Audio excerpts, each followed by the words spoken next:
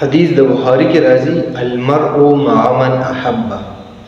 انسان به په قیامت کې هغه چا سره وي چا سره دی په دنیا کې محبت ساتي.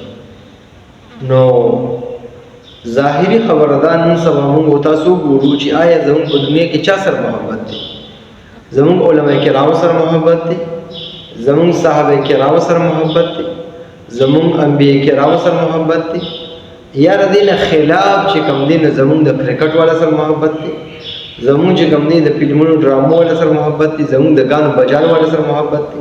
چا سره زموږ محبت دی؟ آیا ما په ژوندۍ کې چې کوم دین یو خو زما په خپل باندې ویل دي چې یاره زه چې کوم دین صحابه کرامو سره محبت ساتم، پیغمبرانو سره محبت ساتم، یو په خپل باندې ویل دي، خو اصل کې عملی چې کوم دین محبت پکار دی. مثلا رسول الله صلی الله علیه وسلم سره محبت ساتي، زموږ استاد پیغمبر دی، نو دا خپل مبارک ګیره وا او هغه وی چې تاسو ګیری ودی کې بریتو خرابې. نو اوس یو کس وی چې زه پیغمبر سره محبت ساتم او دې ګیره نه پریږدي، دا محبت نه دی کنه، دې ته محبت نه ویل کېږي.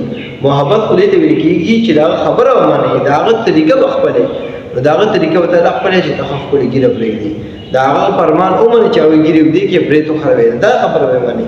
نو پولټر روان یا هغه چې تاسو غانه بجانه موړې فلمونه ډرامې ما ګورئ، یا باندې به حیاي ما ګورئ او موږ یې ګورو، خدای سره محبت نشته کنه، دا نه فرمانی کو. نو په دې وجه المرء مع من احب. انسان په قیامت کې هغه چا سره وي چا سره په دنیا کې محبت وي.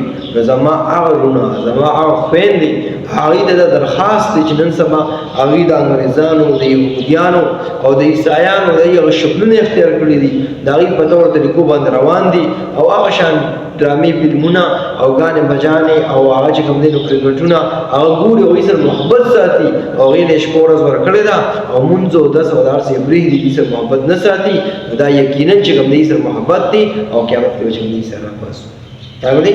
او کچرته موږ د علماء کرام سره محبت کوو، په سنت طریقو باندې خپل ژوندۍ راولو، ان شاء الله نو زمونږ به محبت چې کوم دي صحابه کرام سره ولې د علماء کرام چې کوم دي د انبیاء وارثان دي، نو دی چې کوم دی دا یو طریقه راغستل او دا خپلې چې موږ دې سره محبت کوو، دا شی سره محبت کوو. یعنی او قرآن کې الله فرمایي قل ان کنتم تحبون الله فاتبعوني يحببكم الله.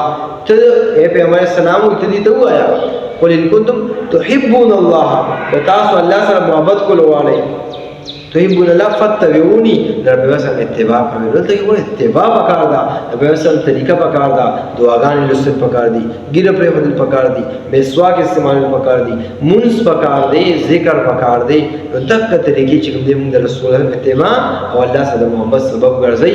نو په دې وجه موږ په دې باندې پکار دي چې موږ په دې باندې عمل وکړو، او په دې باندې عمل نه کوو موږ په بل طرف باندې روان یو. لکه مثلا اوس یو کس ګیره خوري، خدا د مسلمان طریقه نه راکنه، دا خو بل څه طریقه نه ویخته چې کوم دین یا خو مکمل ویخته صحیح خپل طریقې سره کټ کې، او یا چې کوم دین غټ ویخته پرې دی سنت طریقې چې کوم دین درې قسم دي، یو د وګونو بارا کې دي دونه پوری، یو د 60 پوری او یو د وګو پوری.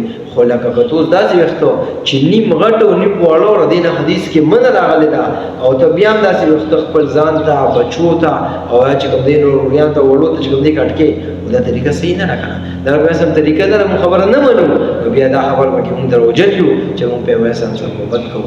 الله موږ سي رسول الله صلی الله علیه وسلم عاشقان او هغه موږ د محبت کوونکي جوړ کی او دا په اتباع باندې هغه چې موږ پاره سنت طریقه باندې عمل وشي دغه کوونکي الله موږ جوړ کی. الحمدلله و بس موږ په دې باندې شکر وباسو چې مسلمانان یو علماء سره او ناس صفا سره په دې باندې شکر وکړي. واحد الحمدلله.